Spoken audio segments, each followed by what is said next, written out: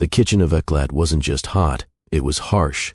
Steam hissed from every corner, pans clanged like war drums, and the tension between excellence and ego held the staff in constant alert. Chef Branford Leclerc stood in the center like a conductor without patience, clad in starched whites and a glare that cut deeper than any blade. In the room he circled his domain like a man protecting a crown. His words weren't loud, but they sliced clean. "Where's the heirloom tomato reduction? Why is this garnish bleeding onto the plate? Start again!" he barked, tossing a dish to the side like it had personally offended him. No one dared speak. In the far end of the kitchen, where the shine faded and steam turned to sweat, Naomi Ellison scrubbed pans in silence. She'd been working since 5 a.m., wrists aching, knuckles raw. Her uniform was clean but faded, name tag barely hanging on. No one addressed her by name.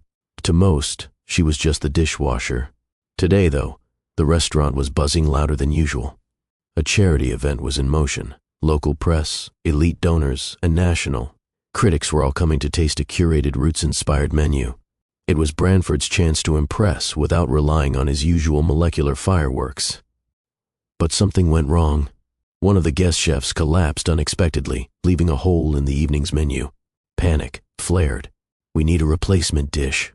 Now," Branford snapped, looking around at his sous chefs. No one moved. Not one had a plate ready to step in. A moment passed. Then a quiet voice, almost swallowed by the roar of the vents, spoke up.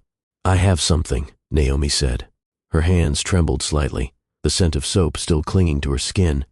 Branford turned, eyes narrowing. "I could make my grandmother's honey buttercorn bread," she continued. Voice steadying with a peach reduction, spiced, a little tangy. "It's southern, real." The room froze. Someone near the grill looked away.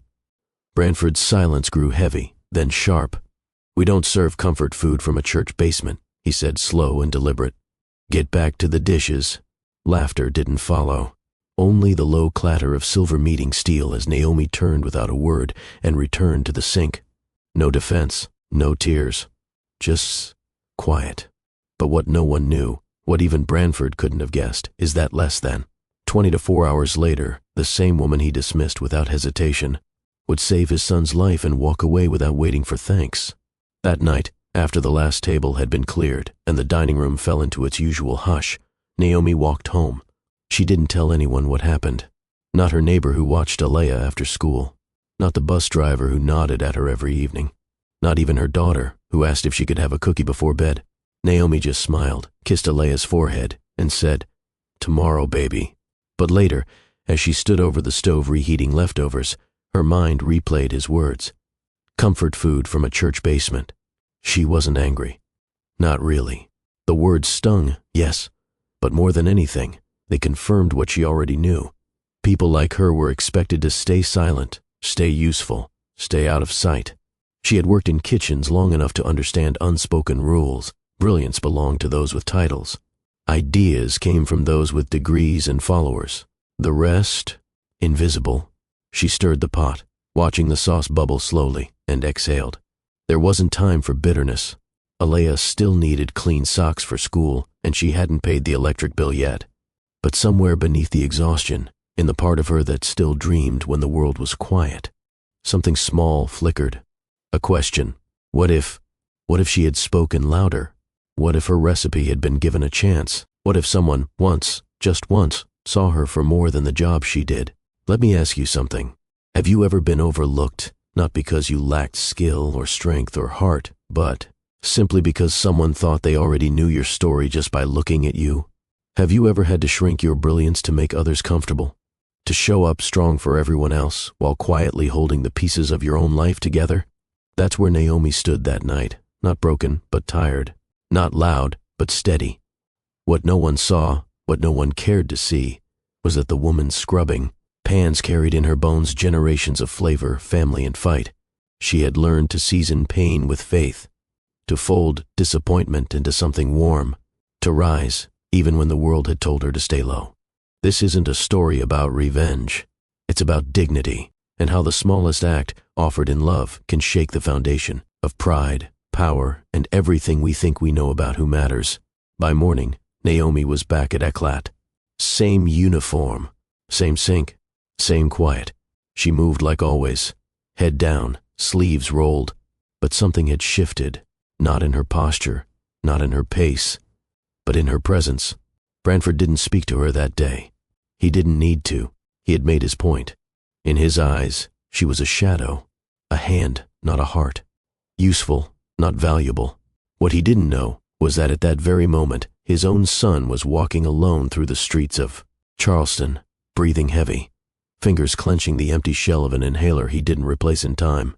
What he didn't know was that life was about to flip the script, and that the woman he dismissed with a smirk would be the one kneeling beside, his child as the world watched, steady hands, clear voice, no hesitation. What Branford would come to understand, through shame, through silence, through the taste of warm bread and unexpected kindness, is this: you never know who you're standing next to. You never know whose hands hold mercy.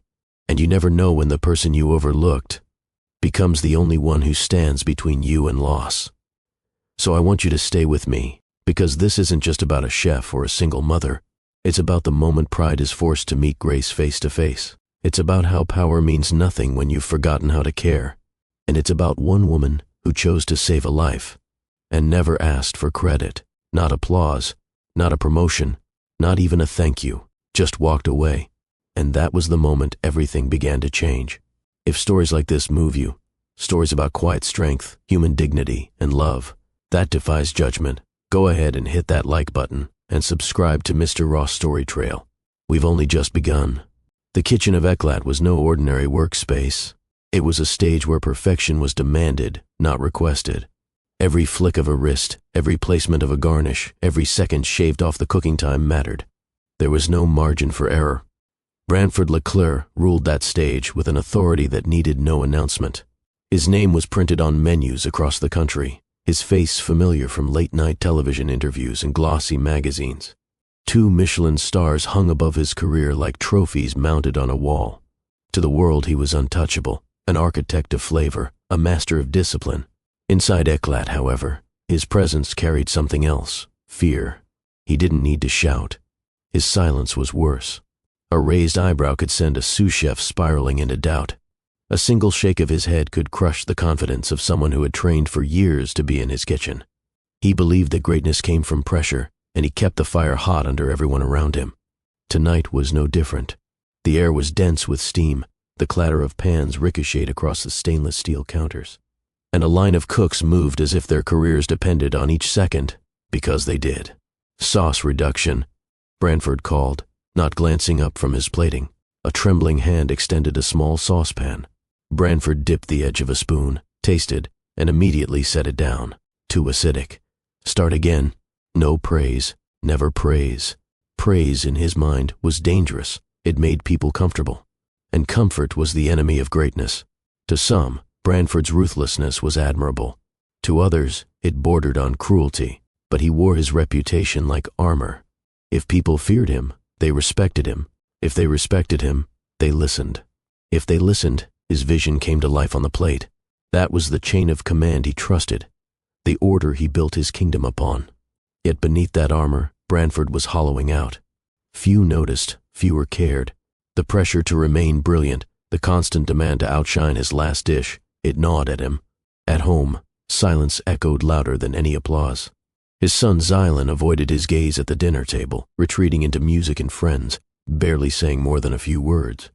Branford justified it all by telling himself he was doing this for Zylan. The wealth, the recognition, the security, all of it was for his boy. But in the quiet hours, when the applause had faded and the lights were off, he felt something heavy pressing against his chest. The truth was simple. He was admired by millions, but unknown by the one person who mattered most. Still, in the kitchen, none of that showed. Branford moved like a machine, precise, untiring, unyielding.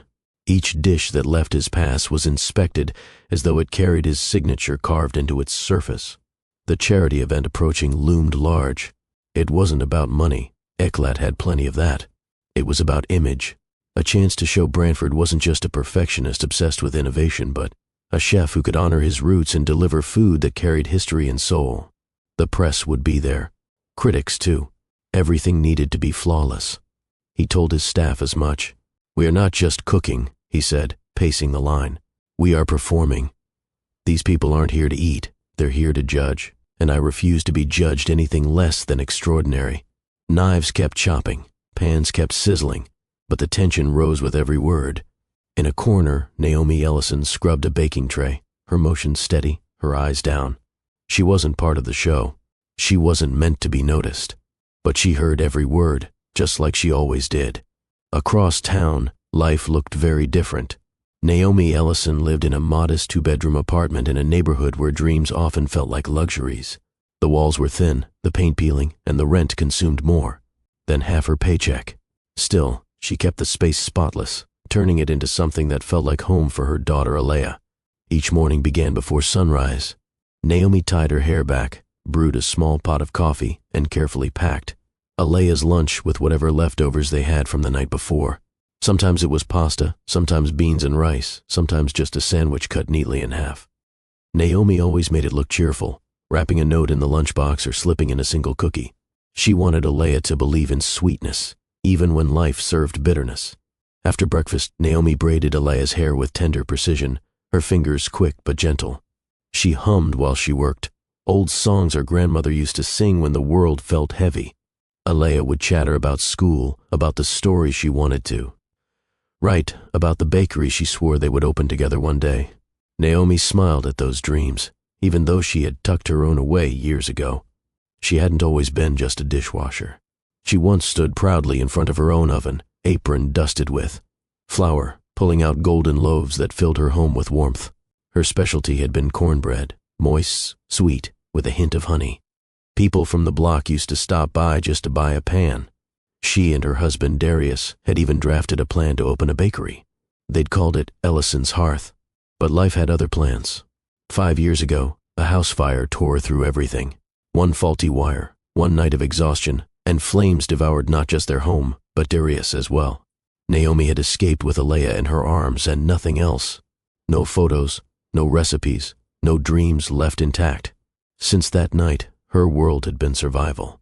3 jobs, cleaning offices at dawn, peeling potatoes at Eclat in the afternoons, and stocking shelves at a grocery store on weekends. Sleep became a privilege, not a routine. Still, she never let her daughter feel the weight of that exhaustion. When Alea laughed, Naomi laughed too. When Alea danced around the apartment with ribbons in her hair, Naomi clapped like an audience of hundreds. Her greatest goal wasn't to build wealth or reclaim lost dreams. It was to give her daughter a childhood she could smile back on. But when Naomi was alone, standing over a sink of dishes or waiting at the bus stop, memories of what she lost would creep in. She would think of the smell of fresh bread in the oven, of Darius wiping sweat from his brow as he fixed the shelves in what was supposed to be their bakery. She would think of the fire, the sound of her daughter's cries, the silence after the flames. And then she would keep moving. Naomi had a resilience that didn't shout. It didn't ask for attention. It simply endured. She believed that strength wasn't always loud. It was the act of getting up again, even when no one clapped for you. At Eclat, Naomi's role was invisible, but she saw everything. She noticed the way the sous chef's hands shook when Branford approached. She noticed the look of pride on their faces when a dish left the pass untouched. She even noticed Branford himself, how his eyes lingered on the photo of his son in his office, though he never spoke of him. Naomi carried her own photo, tucked into her wallet, a picture of Alea grinning with missing teeth, hair in crooked pigtails. That photo was her anchor. On nights when she could barely lift another tray, she looked at it and reminded herself, "This is why I'm still standing." She didn't expect recognition. She didn't expect kindness. She simply expected herself to endure, because giving up wasn't an option. For Branford, perfection was armor. Every dish plated with precision, every garnish aligned, every sauce thickened. Just so, it all stood between him and the void he didn't dare face. His reputation was spotless, but at home, his silence had built a wall taller than any restaurant accolade. He believed control would protect him. He believed mastery in the kitchen would compensate for the chaos of his personal life. But what he never admitted, even to himself, was that control was slipping. His son Xylan no longer laughed with him. Their conversations had shrunk into monosyllables. Branford fed the world, yet couldn't nourish the bond that mattered most. Naomi, on the other hand, had no armor. She didn't have the luxury of walls. Every loss she carried lived on her skin, in the lines beneath her eyes, in the stiffness of her shoulders after a 14-hour shift. The fire had taken everything. It was late on a winter evening when it happened. Naomi had been folding laundry while Darius worked on plans for their bakery. Alea was curled up on the couch, drifting to sleep with a doll in her arms. Naomi remembered the hum of the heater, the faint smell of bread lingering from a batch she had baked earlier. Then, a spark. The old wiring in the kitchen snapped under the strain. Flames caught quick, climbing the curtains, leaping across cabinets. Within seconds, the air turned unbreathable. Naomi grabbed Alea, clutching her tight as smoke burned her lungs. She screamed for Darius, but he was already trying to fight the flames, too close, too determined, too brave. She reached the door, stumbling into the cold night with Alea pressed against her chest. She turned back, waiting, praying, but the roof gave way before Darius could escape.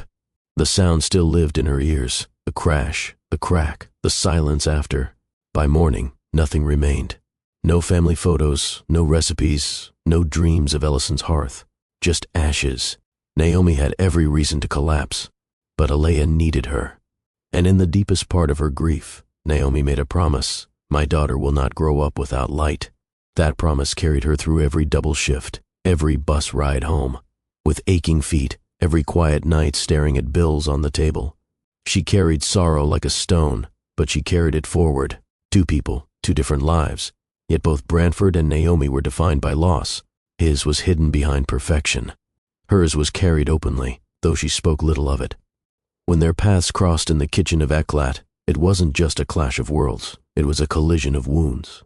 One man's arrogance, one woman's endurance, both unaware that fate was tying their stories together long before either of them realized it. The day of the charity event arrived with unusual urgency. The dining room at Eklat glowed with polished silverware and glass chandeliers, every table dressed for the city's elite. But the real storm brewed in the kitchen, where Branford stalked like a general before battle.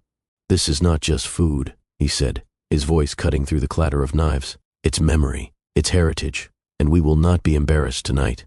His sous chefs nodded sharply, each one aware that their careers lived and died by this man's approval.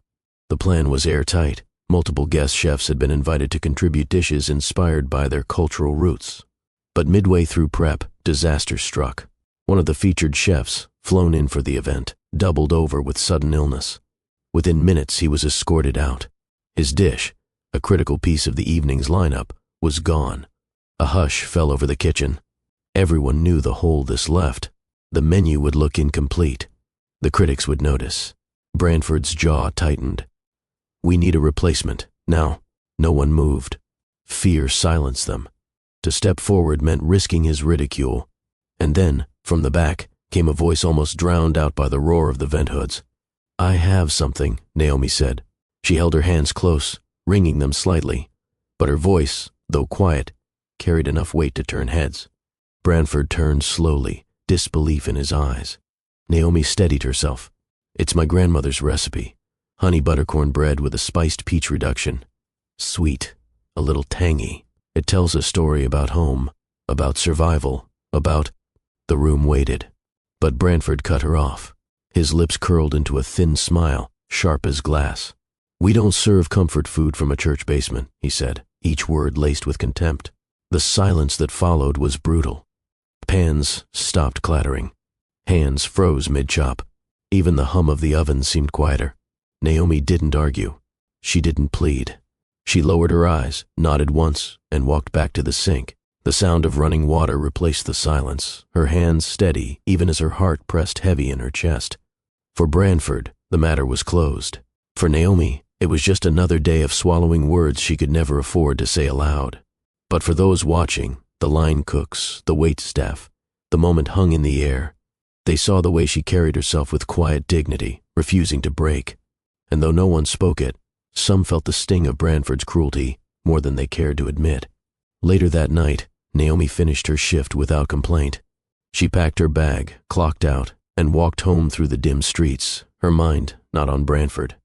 Not on the insult, but on Alea, waiting at home, probably asleep with her schoolbook still open. To her, that was the only thing that mattered. But fate had already marked this moment, because within hours, everything would change. Have you ever been underestimated because of where you come from, or what you do for a living? Share your story in the comments. I want to hear it. And don't forget to like and subscribe, because the journey of Naomi Ellison is only just beginning. Morning sunlight spilled across Charleston, turning the market streets into a blend of chatter and movement. Vendors stacked peaches into pyramids, children tugged at their mothers' hands, and the smell of fresh bread mixed with fried catfish. In the crowd walked 16-year-old Zylan LeClaire, tall and lanky, his headphones resting around his neck. To most, he looked like just another teenager drifting through the city. But every step he took carried a hidden weight. His chest felt tight, each breath harder than the last. He reached into his pocket, pulling out his inhaler. Empty. He had told himself he would replace it yesterday, but his father had called him into the restaurant, then brushed off his attempt to explain. Now, he was paying for it. At first, he thought he could push through. Just slow down. Breathe, shallow. But then his throat began to close. His legs buckled. His vision blurred. He fell hard to the pavement near the peach stand, gasping for air. Panic rippled through the crowd. People shouted for help, but no one knew what to do. A woman fumbled with her phone, calling emergency services. A vendor shouted for water. Someone else yelled, "He can't breathe." Naomi Ellison had just finished an overnight cleaning shift. She carried a grocery bag with bread and apples, walking home through the same market. When she saw the crowd forming, her first instinct was to step aside. She had learned long ago that chaos often came with danger. But then she glimpsed the boy on the ground. His lips were blue, his chest rising in desperate, shallow gasps. And in a flash, recognition struck. She had seen his photo before, on the wall in Branford Leclerc's office. The boy with sharp eyes and a hesitant smile. His son. The world narrowed for Naomi. The exhaustion in her bones vanished. The groceries dropped to the ground, apples rolling across the street. She knelt beside him, her hands steady as she tilted his head back. "Stay with me," she whispered. "You're not leaving here today." A woman nearby stammered, Do you know what to do?" Naomi didn't answer. She was already moving. Years of caring for Alea through fevers and childhood scares had sharpened her instincts. She pressed gently, checked his airway, and began chest compressions when his breathing faltered. 1, 2, 3, 4, she counted softly, her voice calm in the chaos. She paused, gave 2 rescue breaths, then pressed again. The boy's chest lifted slightly. His body fought, trembled, but responded. A weak wheeze escaped his throat. "That's it," Naomi said, keeping her rhythm. "Come on, baby, come on." The paramedics arrived within minutes, sirens slicing through the noise. But it was Naomi's intervention that had kept him alive long enough for help to reach him. When the medics lifted him onto a stretcher, his hand brushed Naomi's wrist. His eyes fluttered open just enough for him to whisper one small phrase. "You smell like cornbread." Naomi's throat tightened. She stood back as the stretcher rolled away, her clothes damp with sweat, her hands trembling only now that the danger had passed. The medic asked for her name. She shook her head. "Doesn't matter," she said. She gathered her groceries, bruised apples and all, and melted into the crowd before anyone could thank her. By the time Branford arrived at the hospital, frantic and pale, his son was stabilized. A nurse explained, some woman on the street gave him CPR, saved his life. Branford's eyes widened. "Who? Where is she?" "She left," the nurse replied. Didn't even give her name. But Zylan remembered. He tugged weakly at his father's sleeve and murmured, "She smelled like cornbread." Branford didn't understand. Not yet. But soon, the words would lead him straight back to the woman he had dismissed as nothing more than a dishwasher. Naomi, meanwhile, walked home in silence. Her daughter's face lit up when she entered, unaware of what had just happened. Naomi simply smiled, unpacked the bread, and listened to Alea talk about school. She didn't need thanks. She didn't need recognition. Saving a life had been reason enough. What would you have done if you were Naomi? Walk away like most, or step in when it mattered most? Drop your thoughts in the comments, and if you believe in everyday heroes, don't forget to like and subscribe to Mr. Ross Story Trail for more stories that remind us of the power of quiet courage. The hospital waiting room had never felt so suffocating. Branford paced the floor, his polished shoes tapping sharp against the tiles. He wasn't used to feeling powerless. In his kitchen, every decision was law, every plate an extension of his command. Here, none of that mattered. When the nurse finally emerged with news that Zylan was stable, relief surged through him so hard he had to grip the back of a chair. His son was alive, shaken, weak, but alive. But then came the detail that unsettled him more than anything else. A woman performed CPR before we arrived, the nurse explained. If she hadn't, I don't think your boy would be here. Branford leaned forward. Where is she? Did she leave a name? The nurse shook her head. She left before we could thank her. She didn't want recognition. That made no sense. In Branford's world, everyone wanted recognition. Chefs battled for mentions in magazines, for stars, for social media followers. To walk away without applause? That was foreign. But the clue came later, when he sat by his son's bed. Zylan stirred, his voice barely a whisper. She smelled like cornbread. Branford frowned. Cornbread. It tugged at something buried deep inside him, something he hadn't thought of in years. His grandmother's kitchen in Louisiana. Summers spent watching her stir batter in a chipped bowl, humming softly as the oven filled the house with warmth. For a moment he wasn't a chef, wasn't a celebrity, he was just a boy. Again, standing barefoot on tile floors, waiting for that first bite. Who was she, Dad? Zylan asked faintly. Branford didn't answer. He didn't know, but he intended to find out. The next day, Branford returned to Eclat with a heaviness that silenced even his sharpest instincts. He walked through the doors of his own restaurant not as the untouchable chef, but as a father who had nearly lost his son. In the corner, he saw her, Naomi, sleeves rolled up, hands buried in suds, face calm as always. She looked exactly as she had the day before, quiet, unnoticed, as though saving his son's life hadn't changed a single thing for her. For the first time in years, Branford didn't know what to say. Words, usually his sharpest weapon, failed him. He stood there, throat tight, until she noticed him watching. Their eyes met. Thank you, he said simply. Naomi didn't pause her scrubbing. She nodded once, then turned back to the sink. No pride, no expectation, no desire to make him feel small. Just dignity, and it unsettled Branford more than any insult ever could. For the rest of that day, Branford couldn't focus. He corrected plates, shouted orders, and scolded staff as usual, but his mind drifted back to that quiet nod Naomi had given him. It wasn't defiance. It wasn't submission. It was something else. In his world, gratitude was always met with a return favor, a bargain, an exchange of some kind. But Naomi had accepted his thanks with nothing but grace, as though saving his son's life required no acknowledgement at all. By the time the last guest left that evening, Branford found himself pacing in his office. On the shelf sat a framed photo of Zylan as a boy, his face sticky with cornbread. Crumbs from one of those rare summer visits to Branford's grandmother. The memory struck like lightning. Cornbread. The word had slipped from his son's lips as if it were a password, tying the woman, at the sink, to something far older and more personal than Branford cared to admit. He rose from his chair, smoothed his jacket, and walked into the kitchen. Most of the staff had gone home. Only a few remained to clean, and Naomi, of course, was still at her post. She didn't look up when he approached. Naomi, he said, her hands stilled. It was the first time he had said her name out loud. Yes, chef? She asked, turning slightly. I want you to make your dish, he said. The request caught her off guard. Her brows lifted, her lips parting slightly, but she didn't answer right away. My dish? The one you mentioned before, he clarified. The cornbread, the peaches. I want to taste it. She hesitated, searching his face for mockery. There was none. You insulted it yesterday, she reminded him, voice steady.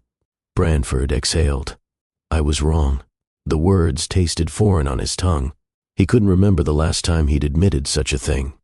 But in this moment, it felt necessary. Naomi dried her hands, slowly removing her apron. She studied him for a long moment, then nodded once. All right. The kitchen was quiet as Naomi gathered the ingredients. Branford leaned against the counter, arms folded, watching as she moved with quiet assurance. She didn't have the fancy equipment his chefs relied on, but her hands worked with a rhythm that was steady, confident.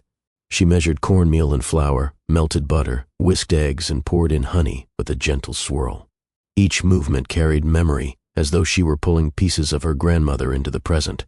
When she slid the batter into the oven, Branford felt something strange in the air, anticipation. Not the kind that came with critics waiting to be dazzled, but something softer. While the bread baked, Naomi prepared the spiced peach reduction. She worked with care, balancing sweet and tang. letting the fruit simmer until the scent filled the room. When the oven timer chimed, she removed the cornbread, golden and warm, steam rising from its crust. She cut a slice, spooned the reduction over it, and set the plate in front of him. Branford stared at it for a moment. Then, without a word, he picked up a fork. The first bite stopped him cold. Branford had tasted thousands of dishes in his career, delicate foams, complex, reductions, flavors engineered to impress critics and win awards.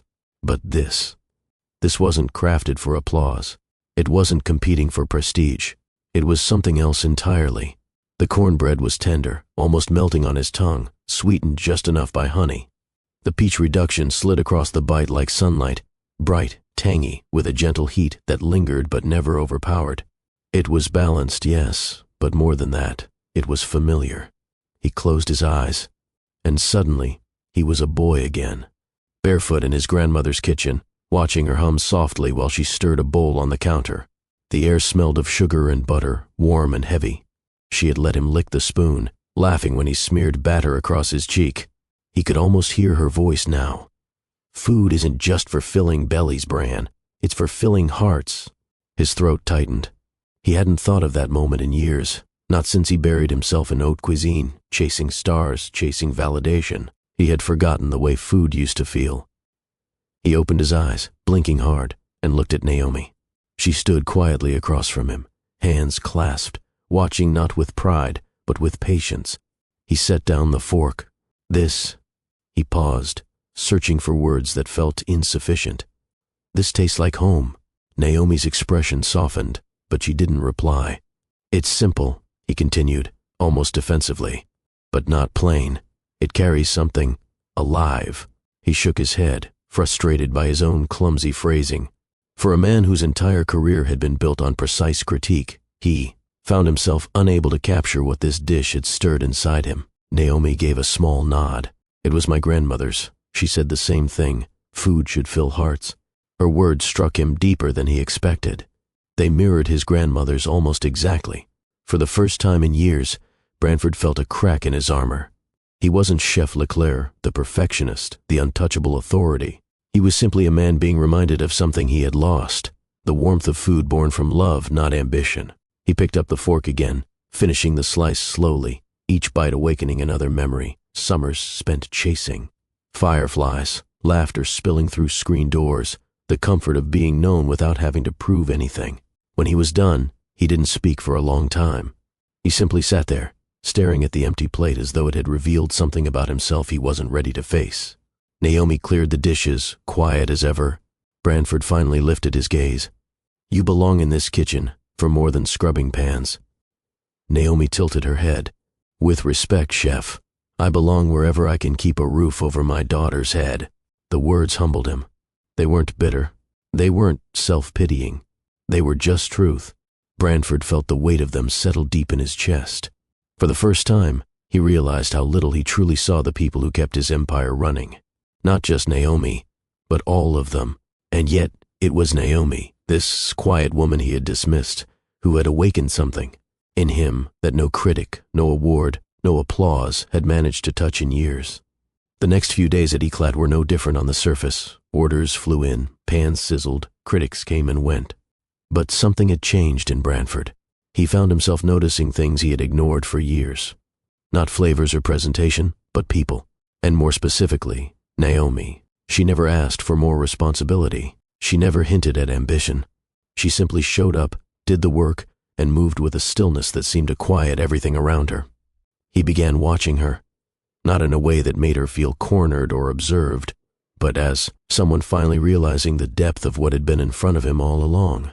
When a younger line cook cut his hand during prep, Naomi was the first to reach him, guiding him calmly to the wash station while others hesitated. She wrapped his hand with strips of clean cloth, whispering something that made him relax. She returned to her station without a word. When deliveries were late and tempers rose, she offered to help unload boxes, even though no one had asked. She moved like someone who understood chaos and had already made peace with it. There was a day Branford arrived early, earlier than usual. He found Naomi alone in the back, singing softly while she arranged a small plate of leftover herbs and bread crusts on a napkin. He said nothing, and watched as she carried it outside to a stray cat that had been hanging around the alley for weeks. She didn't see him watching. She wasn't performing, and that made it hit harder. Later that day, he asked a few quiet questions around the staff. How long had Naomi worked here? Why hadn't she ever advanced? She's been here a couple years, one of the sous chefs replied. But you know, dish crew stays dish crew. Branford didn't answer. He just nodded, but the words sat wrong in his chest. He realized he had created that culture, one where people like Naomi could be overlooked simply because no one thought to look closer. He began changing things, not loudly, not publicly. He reviewed staff evaluations, reassigned a few roles, and opened a small slot in the weekly test kitchen schedule. One evening, after everyone had clocked out, he found Naomi gathering her things. "I'd like you to take one of the test kitchen spots next week," he said, voice low but firm. Naomi looked up, surprised. "Me, you've got a dish, you've got instincts. Let's see what you'd do if you had an open canvas." She studied him for a long second. "What's the catch?" "No catch," he said. "Just cook." She nodded once, slowly. "All right." Branford watched her leave that night not as a chef commanding an employee, but as a man learning how to listen, perhaps for the first time in a long while. What Naomi had done for his son couldn't be repaid, but what she was starting to do for him, for the man behind the name, was something even deeper. She was teaching him how to see. It started with silence. Not the cold kind Branford used to command, but the calm kind that allowed words to find their way without force. It was after one of Naomi's test kitchen sessions. She had prepared sweet potato biscuits glazed with browned maple butter. The staff had lingered longer than usual that day, plates scraped clean, crumbs left like praise. Branford walked her out to the bus stop that evening. Neither of them had planned to speak much, but the quiet between them felt open, not heavy. He glanced sideways. "What made you offer that dish?" "That day I dismissed you." Naomi didn't flinch at the word. She folded her arms. "It was all I had left to offer." He frowned. She continued, "Everything else I've ever made, it burned. That recipe survived. I carry it, same way I carry my daughter, same way I carried myself through the fire." Her voice wasn't bitter, just honest. Branford looked down at his shoes. "Zylan's mother left when he was 10. She said she couldn't breathe around me anymore. Said I chased success like it owed me something. Maybe she was right." Naomi looked at him carefully. "And now?" He hesitated. "Now I'm learning how to listen." The bus arrived, but Naomi didn't step on yet. She met his eyes, not expecting anything, but not afraid of what she saw there either. That was the first time they shared something real. After that, it became a rhythm. Conversations after the restaurant closed, brief. Chats before shift changes, cups of coffee left on counters without explanation. One afternoon, she sat across from him during staff break and asked, "What did you want before all this?" "All this?" "The stars, the cameras, the titles." Branford stared at his coffee, swirling it slowly. "I wanted to make food that meant something, something that felt like my grandmother's table, but I got caught up trying to prove I deserved the table at all." Naomi nodded. "That happens when you're trying to survive." Branford tilted his head. "That what you're doing?" "No," she said softly. "I'm trying to live. I've already survived." That answer stayed with him long after their break ended. Branford stood by the front window, checking the driveway for the third time.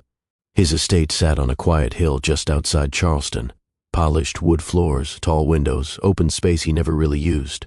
For years, the house had been more museum than home. He had invited Naomi and Alea to dinner that evening. At the time, it felt like a simple gesture. Now, it felt like something else. When Naomi's car pulled up, he wiped his hands on his apron. Instinct, though he wasn't cooking tonight. Naomi stepped out in a simple blouse and dark jeans. Alea clutched her hand, eyes wide as they took in the house. "This place looks like it could hold 10 of our apartments," Alea whispered, half awed, half cautious. Naomi smiled but said nothing. Her eyes searched the doorway as Branford opened it. "You came," he said, stepping aside. "You invited," Naomi replied. Alea grinned. "You're the guy from the picture in the office." Branford blinked. "You've been in my office?"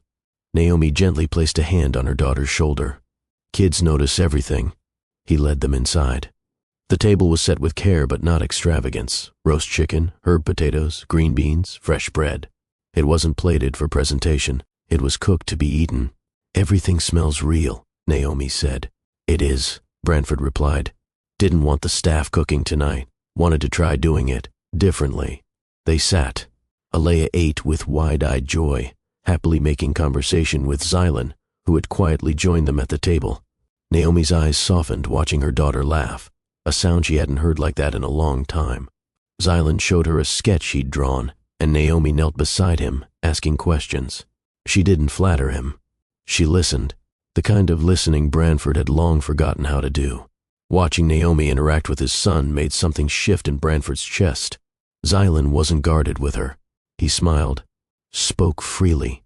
Branford had cooked the meal, but Naomi was the one who made the house feel warm. After dinner, the children disappeared into the den, the low hum of cartoons drifting from the next room. Naomi helped clear the plates. In the quiet of the kitchen, Branford handed her a dish towel. You know, for a long time, this place has been full, but never felt alive. Naomi glanced up. And now, tonight, it feels like something's breathing again. They washed dishes side by side, the moments soft and unforced. He didn't touch her hand, didn't reach for anything, just stood close enough for the quiet to feel complete. It was late when Branford walked Naomi to her car after another long shift. They didn't speak much during the walk. The air between them didn't need to be filled. Over the past few weeks, their silences had become just as meaningful as their conversations. The parking lot was dim, but peaceful. Naomi placed her bag in the passenger seat, then turned to face him. You're not as intimidating as you think you are, she said suddenly, a playful glint in her eye. Branford raised an eyebrow. I scare grown men. She smirked.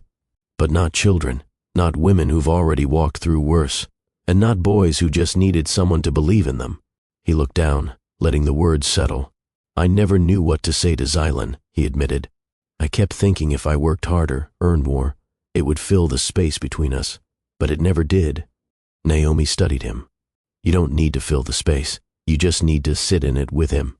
He met her gaze. That's what you've been doing. I've just been showing him who he already is. A pause stretched between them, soft and weighted. Branford took a step closer. I want to show you something, he said. He led her around the side of the restaurant, to a narrow plot of soil behind the storage bay. There, under a strip of lights, were 3 small garden beds, freshly turned earth, sprouting with herbs and heirloom vegetables. I started this 2 weeks ago, he said. Xylan helped me build it. We've been growing ingredients we actually use, nothing imported, nothing artificial. Naomi crouched, brushing her fingers across a basil leaf. This is a start, she said. Branford nodded. That's all I've got. She stood and faced him. That's enough. Their eyes locked. No rush, no music, no fireworks. Just 2 people who had finally stopped running from themselves. He reached for her hands, rough from work, soft from care, and held them like something valuable. Naomi stepped closer, not out of hesitation, but because the space between them no longer made sense. Their lips met once. Brief, gentle, not the kind of kiss that demanded anything, but the kind that made promises without speaking a word. When they pulled away, neither of them spoke right away. Instead, Naomi looked up at him and said, You taste like brown butter and apology. Branford smiled. You taste like home. If you believe love doesn't have to shout to be strong, if you believe healing starts with honesty and stillness, drop A in the comments. Tell us your favorite quiet moment in this story, and don't forget to like and subscribe to Mr. Ross Story Trail. This journey's far from over. The story broke on a Wednesday morning. It started with a single article, posted by a local journalist who'd heard whispers from someone at the hospital. The headline read, Charleston chef's son saved by restaurant dishwasher. Within hours, it was picked up by a regional food blog. By noon, national sites were quoting it. The facts were clear. A woman, unidentified at the time, had performed CPR on a teenage boy in public and saved his life. The twist? She worked under the boy's father, celebrity chef Branford LeClaire. The press had a field day. It had all the elements: status, humility, irony, and redemption. By evening, Naomi's name had surfaced, tied to leaked staff rosters and anonymous sources. A grainy photo of her, shoulders squared, hands in gloves, standing at a sink, circulated on social media under the caption, This is Naomi Ellison. She saved a life, and went back to work like nothing happened. The response was immediate. People flooded comment sections. This woman deserves more than thanks. She deserves the world. She's the real star in that kitchen. I'd eat anything she cooked. Twice. Customers began calling Eklat, asking if they could meet Naomi. Some sent flowers. A few even left cash tips at the front desk with her name written on the envelopes. Inside the restaurant, though, things were tense. Naomi didn't speak much about the attention.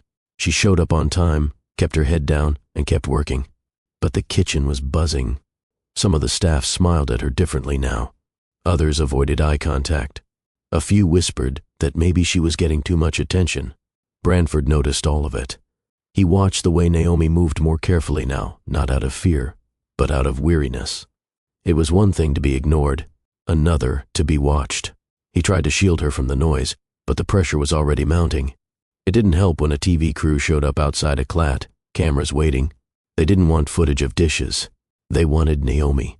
By the second day, his business partners called an emergency meeting. And by the third, the board sent a formal request to his office. It wasn't a suggestion. It was a command. They wanted Naomi gone. The board meeting was held in the private upstairs lounge of Eklat, far from the kitchen noise. The lights were low, the table long, and the tension thick. 6 seats were filled with suits and ties.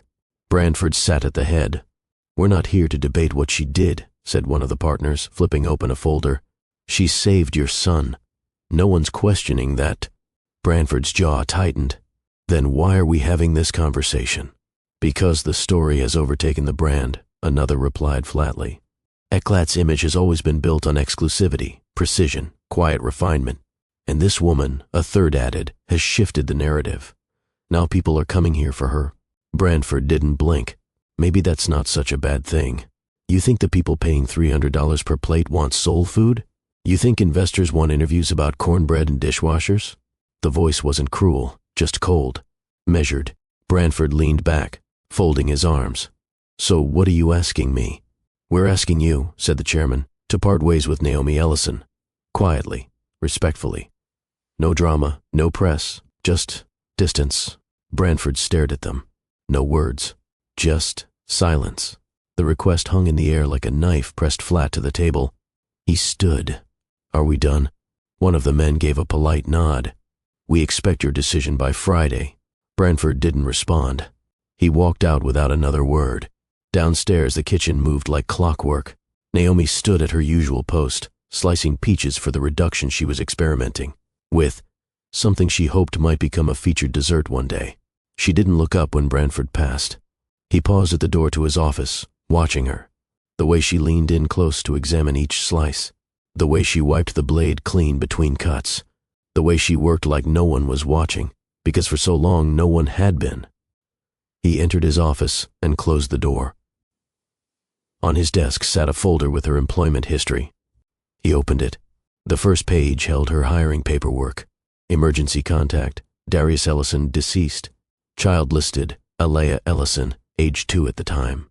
He turned the page. Performance reviews, perfect attendance. No complaints, no disciplinary actions. Notes from supervisors, hardworking, quiet, dependable. Branford set the folder down.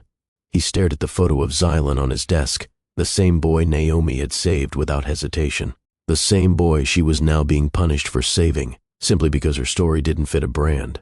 He thought about the plaque above the host stand, inspired by legacy, defined by excellence. And for the first time, he realized how hollow it sounded when measured against what Naomi brought to that kitchen every day. It wasn't excellence that defined her. It was heart, and no brand could exist without that. The next morning, Branford arrived before the sun. The restaurant was still. No clatter of prep, no simmering pots or shouted orders, just the hum of refrigeration and the slow tick of the clock on the far wall. He walked to his office and opened the cabinet that held every culinary award he'd ever earned.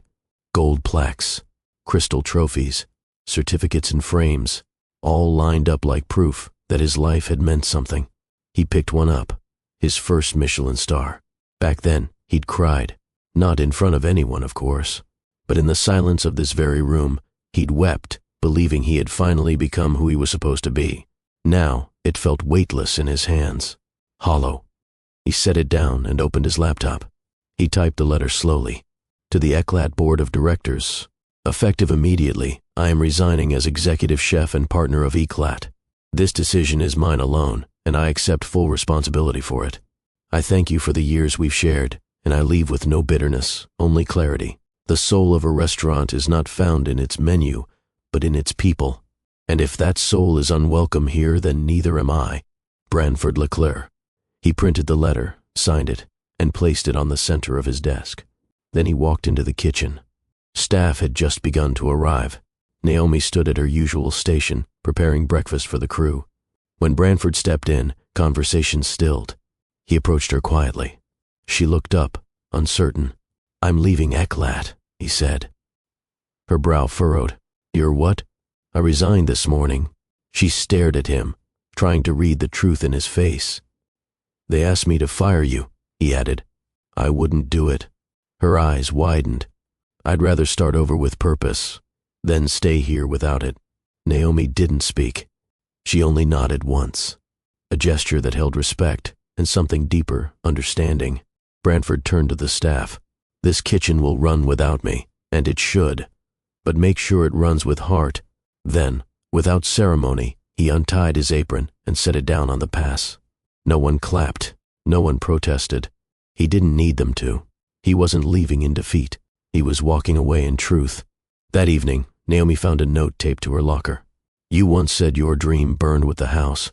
I think it's time we build something new. I'll explain everything soon. But for now, just know this. You saved more than my son. You saved me."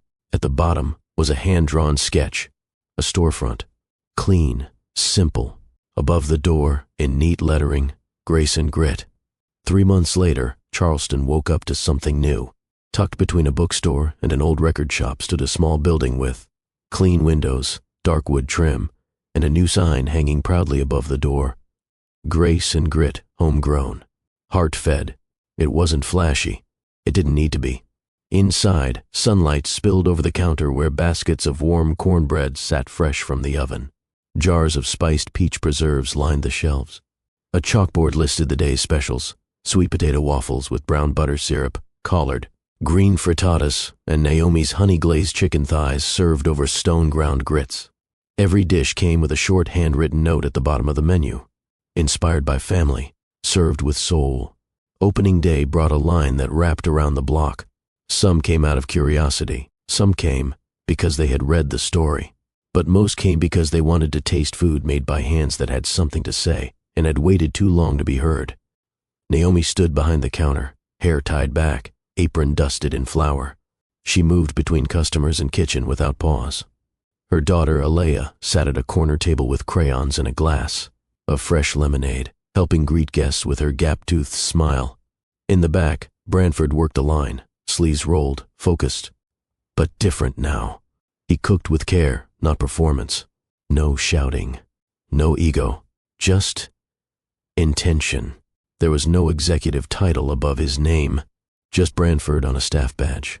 People were surprised to see him there, shoulder to shoulder with prep cooks, asking Naomi if the sauce needed more heat, checking bread for doneness with a quiet nod instead of barking commands.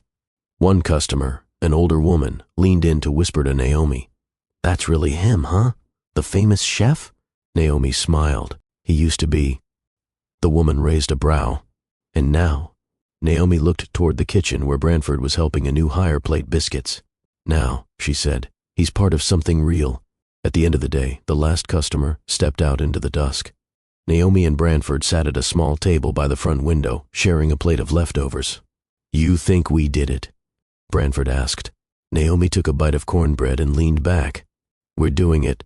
It hung just to the left of the front door. Not too high, not spotlighted, and easy to miss unless you were truly looking. A small brass plaque, aged intentionally, mounted on reclaimed wood.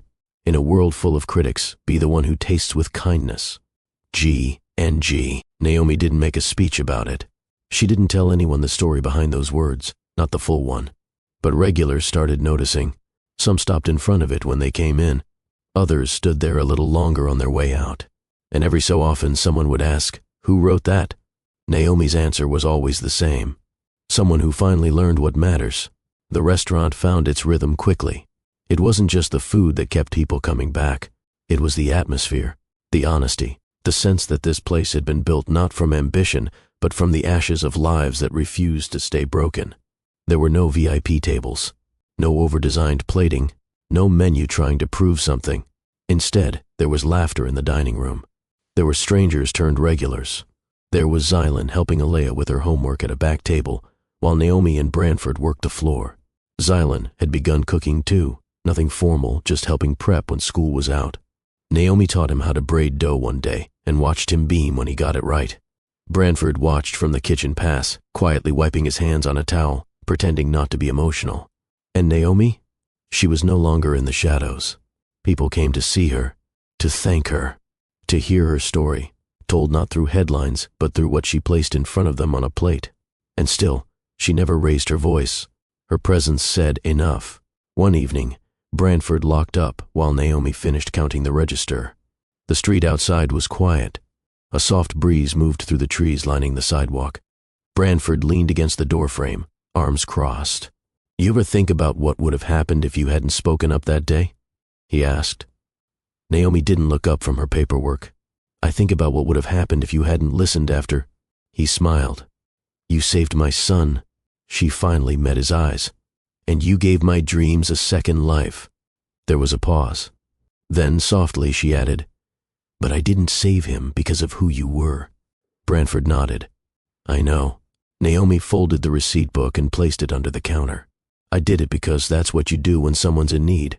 You step in, no matter how they've treated you, no matter who's watching. You help." He walked over to the plaque by the door and ran his fingers across the edge of it. "You think people read this and understand?" Naomi stepped beside him. "They don't have to understand," she said. "They just have to feel it." He turned to her. "And what do you feel?" She leaned gently against the doorframe beside him. "Peace." And that, at last, was the difference. Not applause, not awards, not fame. Peace. The kind of peace that comes when you've told the truth, and let it speak louder than pride ever could. The story you just heard wasn't about a kitchen. It wasn't about a famous chef, or even the food that changed hands between two strangers. It was about something deeper, something we all recognize but rarely pause long enough to name. The strength it takes to remain kind in a world that often isn't. Naomi never raised her voice, never defended herself with anger. She didn't need to. Her life, her work, her choices, they spoke for her. And Branford? He didn't change overnight. Pride doesn't melt in a single moment. But when faced with quiet grace, even the hardest hearts begin to soften. So what can we take away from this? Let's reflect. 1. Never judge by position or appearance. Naomi was seen as a kitchen helper, a background worker, a name no one remembered. But behind her silence was a mind sharpened by experience and a heart shaped by grief, love, and sacrifice. Branford assumed she had nothing to offer simply because her name wasn't on the wall. But the truth is, titles mean nothing if you've forgotten how to see people. Greatness often wears humble clothing. Be careful who you dismiss. You may find out later, they were the one holding your world together when it started to crack. 2. Grace has more power than pride. In a moment when Naomi could have snapped back, she didn't. Not because she was weak, but because she was grounded, confident in her worth. We live in a time when being loud is confused with being strong. But sometimes the strongest thing you can do is stay still and let your actions speak louder than your anger. Naomi's grace didn't make her invisible. It made her unforgettable. 3. Real love grows slowly, but it grows deep. Love isn't always fireworks. Sometimes it's a cup of coffee between shifts, a shared laugh over a burnt crust, a quiet dinner with your kids and someone who finally sees you. Naomi and Branford weren't chasing romance. They were healing. And somewhere in that healing, they found each other, not out of desperation, but out of truth. That kind of love doesn't fade. It roots deep because it's real. 4. Success without humility is emptiness. Branford had everything: awards, influence, recognition. But he didn't have peace. He didn't have joy in his craft. He didn't have someone to share it with. Until Naomi reminded him, cooking, like life, means nothing if there's no love behind it. You can be the best in the world at what you do, but if you've lost your ability to listen, to apologize, or to learn from someone else, then you're only pretending to be full. 5. Everyone has a story. Listen before you speak. Before you speak over someone. Before you cut them down because of where they come from. Before you assume you know what they're worth. Stop. Listen. Because everyone carries something you can't see at first glance. Loss. Resilience. Hope. Quiet dreams, still flickering in the dark. You never know when the person washing dishes beside you is the same one who will save your child's life. And walk away without saying a word. Let this story sit with you. Let it challenge the parts of you that are quick to judge or slow to apologize. And let it remind you that no matter how broken the world may feel, dignity still matters. Kindness still moves people. And second chances? They're still worth fighting for. If this story touched you, if Naomi's strength and Branford's growth reminded you of something real, don't keep it to yourself. Share this video with someone who needs a reminder of the power of humility, heart, and quiet courage. Drop a comment below. Tell me which moment hit you the hardest. Tap the like button if you felt anything real. And please, subscribe to Mr. Ross Story Trail for more stories that make you feel, think, and see the world with a little more compassion. Your support keeps stories like these alive. Until next time, remember, not all heroes wear aprons, but some do, and they change everything.